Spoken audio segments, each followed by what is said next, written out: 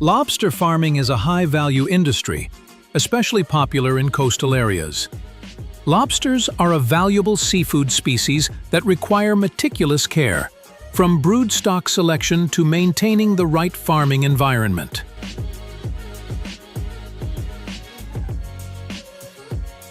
The farming process begins with carefully selected brood lobsters, which are used to produce healthy juvenile lobsters.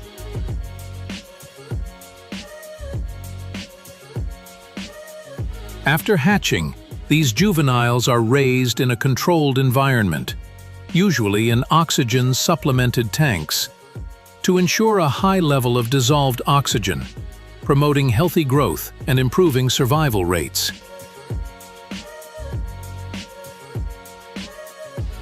Once the juveniles reach a certain size, they are transferred to offshore sea cages for commercial farming, where natural currents and abundant food sources support their continued development.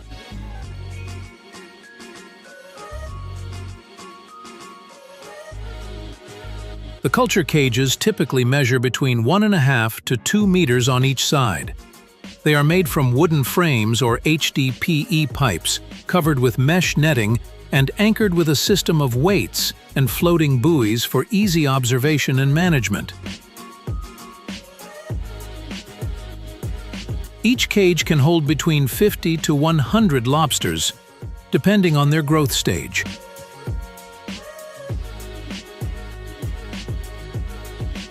Lobsters are stocked at the juvenile stage, weighing around 20–50 grams per individual, and are continuously cared for throughout 9 to 12 months until they reach a marketable weight of 300 grams or more.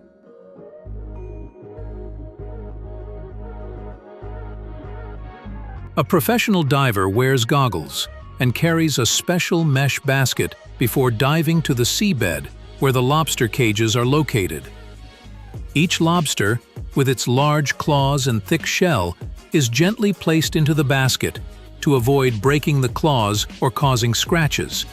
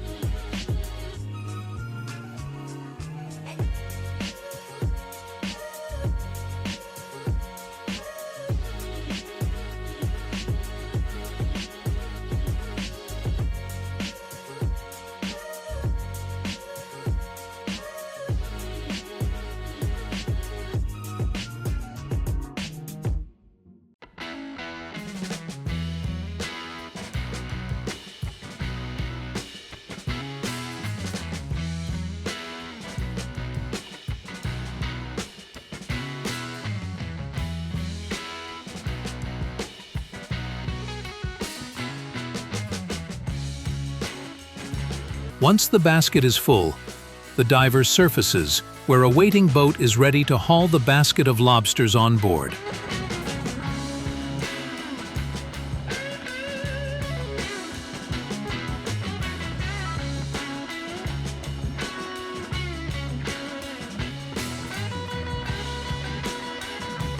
On the boat, the lobsters are preliminarily sorted on the spot into different size groups to facilitate the next handling steps.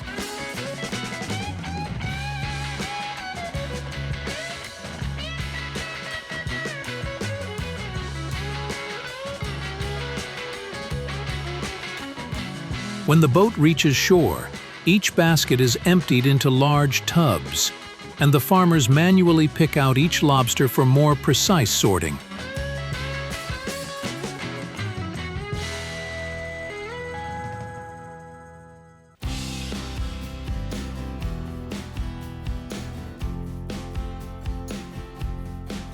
The lobsters are then classified by size: Grade 1, over 500 grams, Grade 2, 300 to 500 grams, and Grade 3, under 300 grams, and placed into red plastic baskets.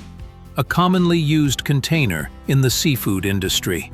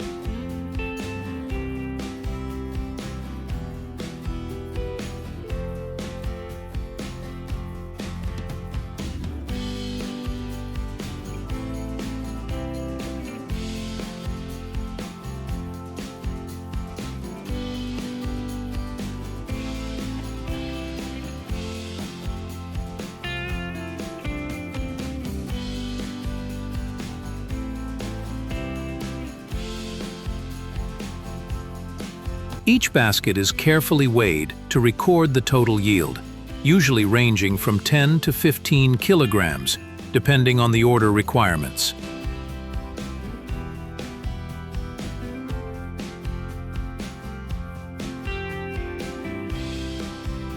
Finally, the baskets are securely covered and placed into saltwater tanks, equipped with continuous oxygen supply systems to keep the lobsters healthy and alive for wholesale markets.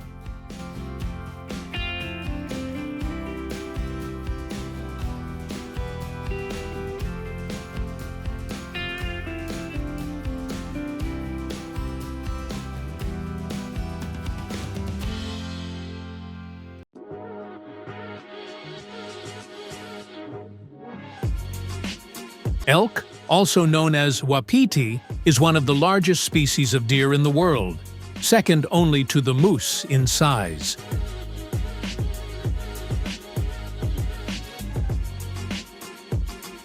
This majestic animal is a symbol of the wild nature of North America and can also be found in parts of Asia, such as Siberia and Mongolia. They live in herds, often made up of dozens of individuals, and migrate seasonally between lowlands and highlands in search of food, mainly grasses, leaves, and herbs.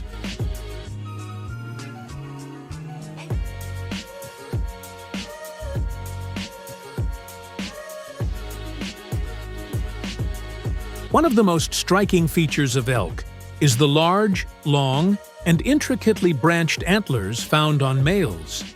These antlers can grow over 1.2 meters, 4 feet, in length, and weigh several dozen kilograms.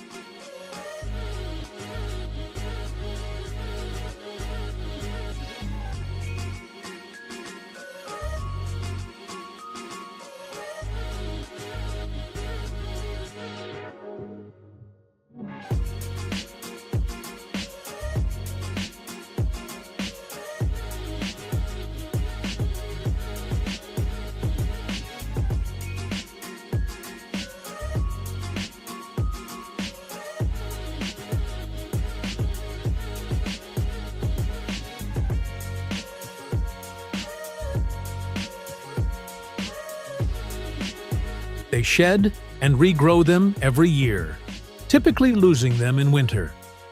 During the growing season, from spring to summer, the antlers are covered in a thin, soft layer of skin called velvet, rich in blood vessels that help the antlers grow rapidly.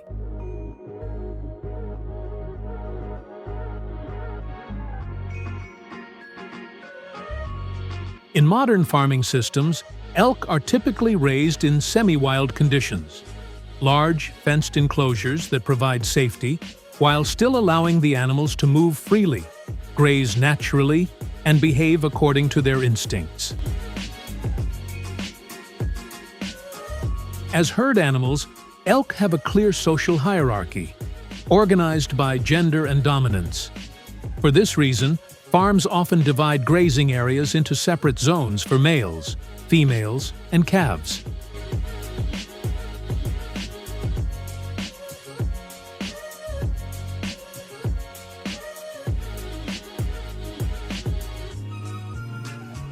Newborn calves are monitored closely in smaller groups to ensure proper nutrition and safety, avoiding competition for food or aggression from larger individuals.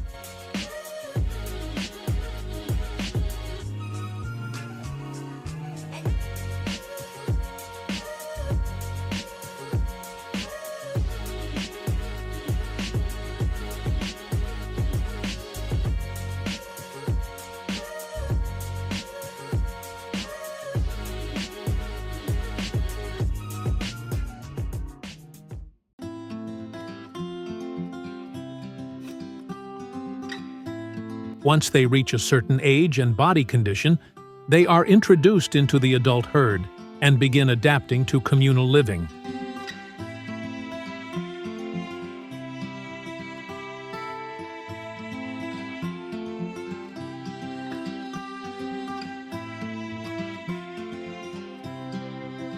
Feeding and care on elk farms today are partially automated to save labor and improve efficiency. Many farms use automatic feeding machines that dispense food directly into troughs, placed throughout the grazing area. In addition, specialized feeding trucks are used to transport and evenly distribute feed across large paddocks, mimicking elk's natural foraging behavior in the wild.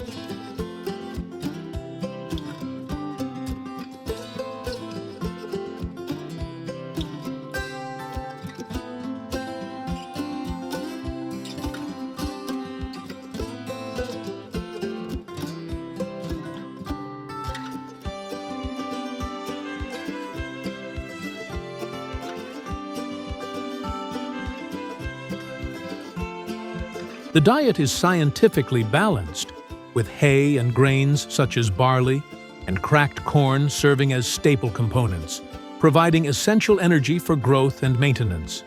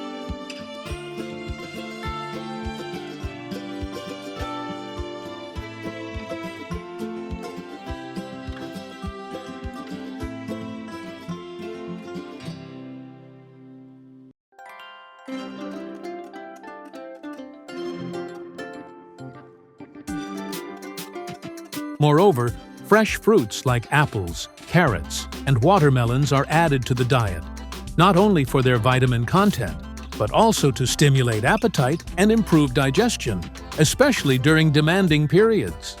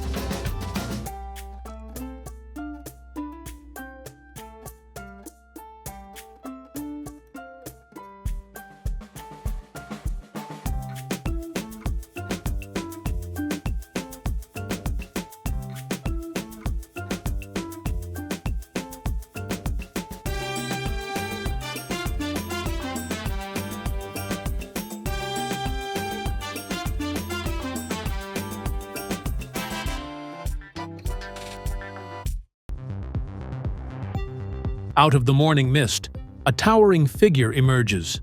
Slow, deliberate, yet full of raw power. It's the bison, also known as the American buffalo.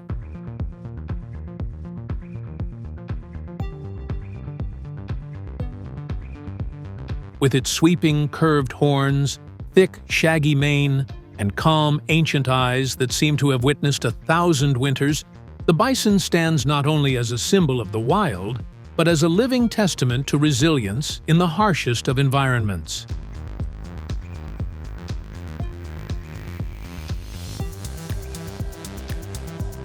One of nature's most thrilling sights comes during mating season, when massive bulls engage in fierce, head-to-head battles.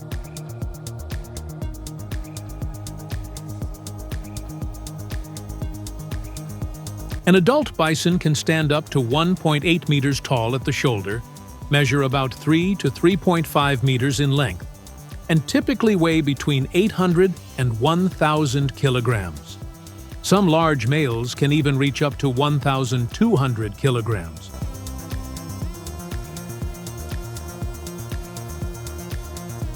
What's even more remarkable is their ability to survive brutal winters. Thanks to their thick fur, bison can endure freezing conditions that plunge below -40 degrees Celsius. Bison are strict herbivores. They spend most of their day grazing, searching for soft-stemmed plants or wild-growing roots. An adult bison can consume up to 10 to 15 kilograms of grass per day.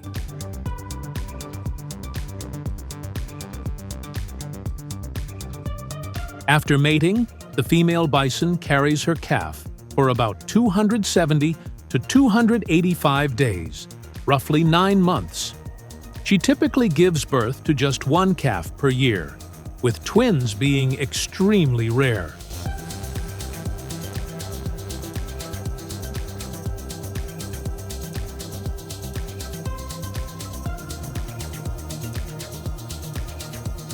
Newborn calves are easy to spot with their light reddish-brown coats, quite different from the dark hues of their parents. Within hours of birth, they're already standing on their own, quickly learning to walk and run, instinctively staying close to their mother to avoid becoming separated from the herd. On vast highland plateaus, where the climate is dry and cold and the grasslands stretch endlessly, bison farming is emerging as a promising agricultural model. Unlike conventional livestock, bison thrive in natural, open environments. Thus, raising them requires a different approach: minimal interference, but careful management. Bison are natural grazers with strong instincts to roam. Most farming operations raise them in large highland pastures, where they can move freely across tens or even hundreds of hectares.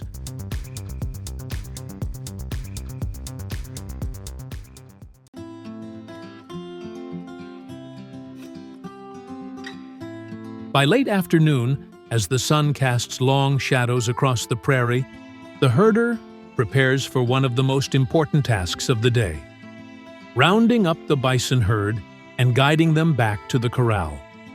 This is more than just a daily routine. It's a captivating display of the wild's raw beauty and quiet order.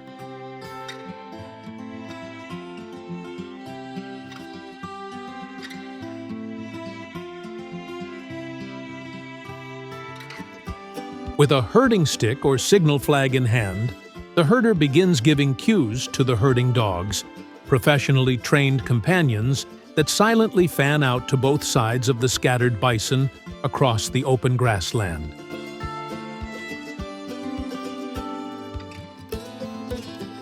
Despite their massive size, bison are surprisingly quick to respond. One animal makes a move, and within moments, others follow. Soon, the entire herd begins to shift in unison, heading steadily toward the corral.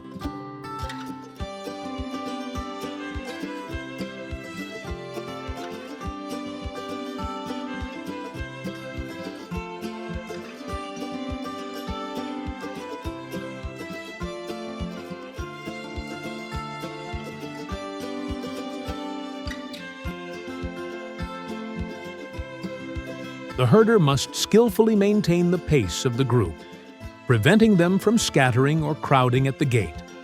Every animal needs to enter the designated area calmly and safely, each finding its place in the system designed to manage the powerful flow of this wild yet orderly force.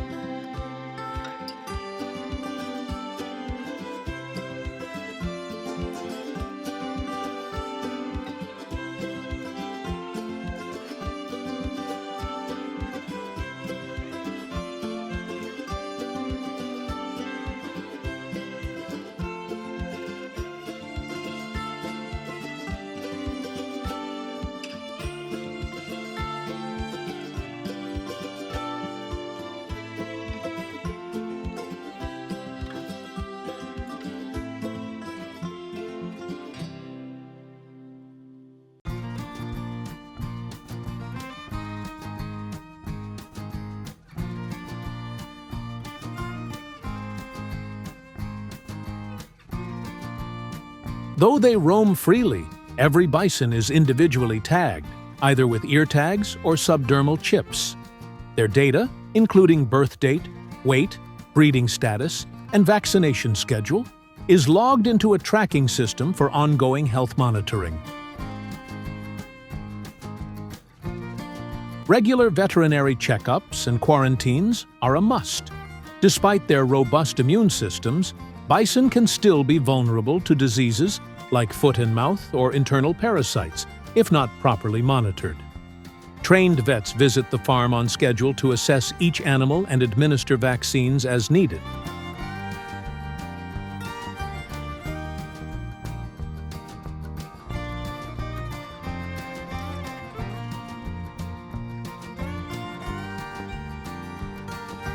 Every part of the bison was used.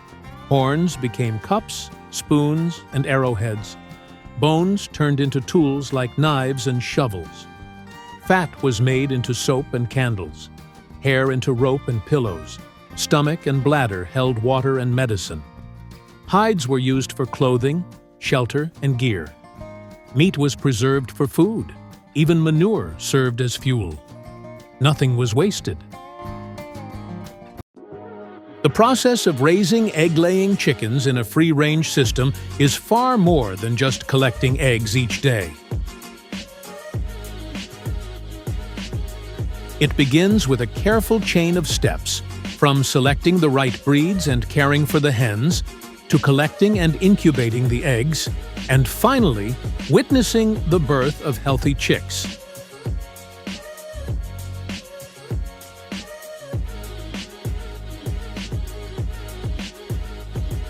Once a sufficient number of high-quality eggs, those with clean, uncracked shells and the appropriate weight, are gathered, they are transferred into an incubator.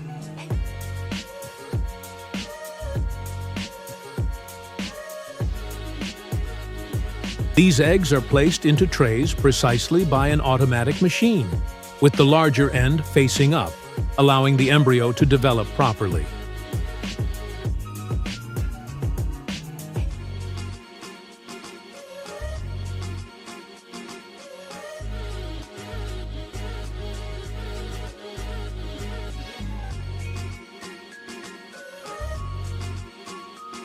The eggs are arranged in neat rows, stretching across the incubator chamber, where temperature and humidity are tightly controlled.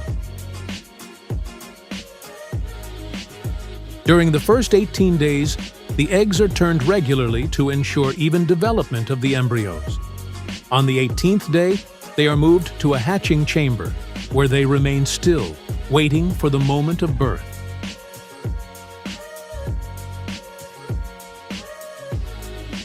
Each egg begins to crack open, usually at the larger end where the air cell is located. After several hours, or sometimes more than a day, the chick pecks its way through the shell, slowly breaking free from its protective covering.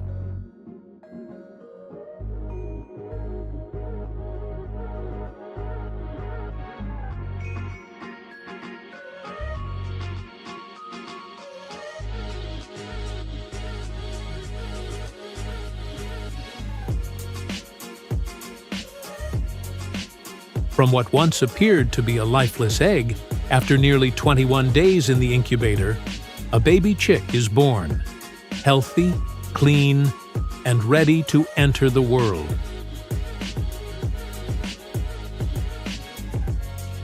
From the moment they hatch, tiny and fragile chicks are placed into a brooder, a warm enclosed space that protects them from cold and harmful bacteria.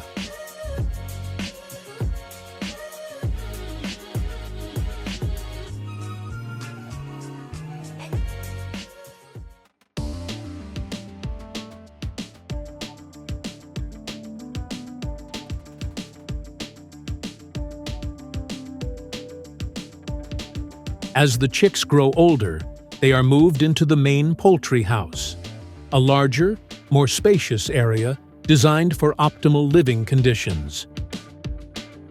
The chicken house is equipped with proper ventilation systems, sliding windows for natural sunlight, and heat-insulating roofs to regulate temperature, especially during hot days. The flooring is usually made of plastic-coated wire mesh or strong composite panels raised 40 to 60 centimeters off the ground.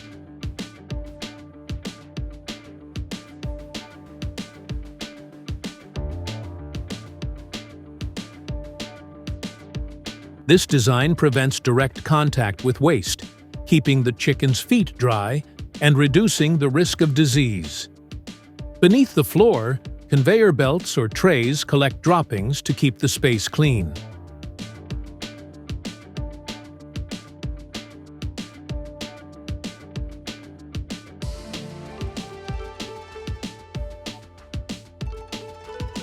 Inside the coop, automatic or semi-automatic feeders and water systems are lined up to ensure all chickens have equal access to nutrition.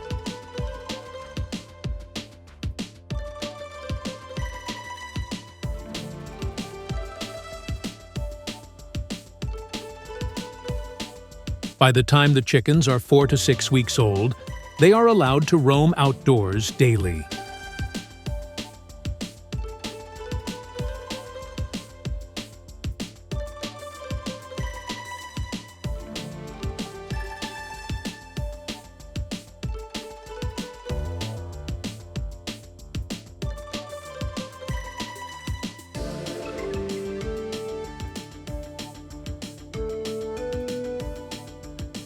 Each morning, the doors open, and hundreds of chickens rush out to graze freely, pecking at grass, scratching the soil, hunting insects, or foraging for grains.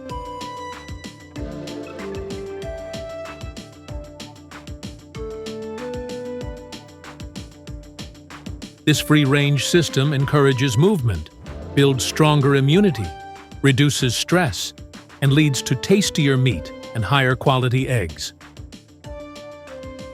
To monitor flock size, automatic chicken counters are installed at the entrance, tracking how many birds go out and how many come back. An efficient way to manage a large flock without guesswork.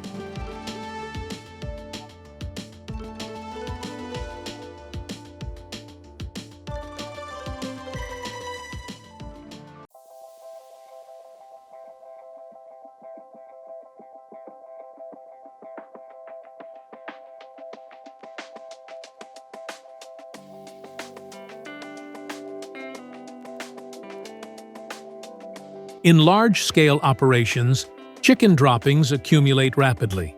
If not managed properly, waste can pollute the environment and harm the flock's health. That's why modern farms install automatic manure conveyor systems beneath the co-op floor. This keeps the co-op clean, reduces odor, and makes use of the waste in an eco-friendly way. Thanks to the sloped design of the nesting boxes with guiding grooves, eggs automatically roll out of the nest and gently move onto a long conveyor belt running along the row of chicken coops.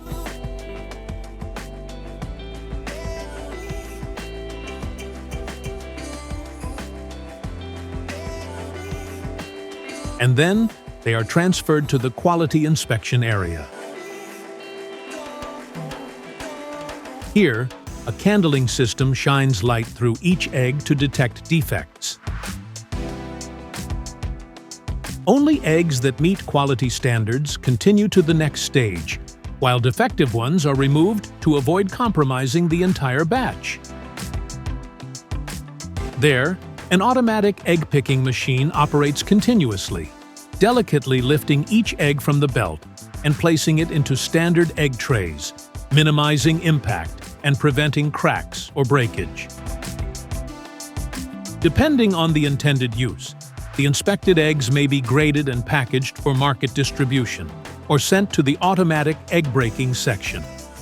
In this area, machines precisely and cleanly crack the eggs, separating yolks and whites for use in industrial food production such as baked goods, noodles, or sauces. The entire process is enclosed, fast, and designed to maintain the highest standards of food hygiene and safety.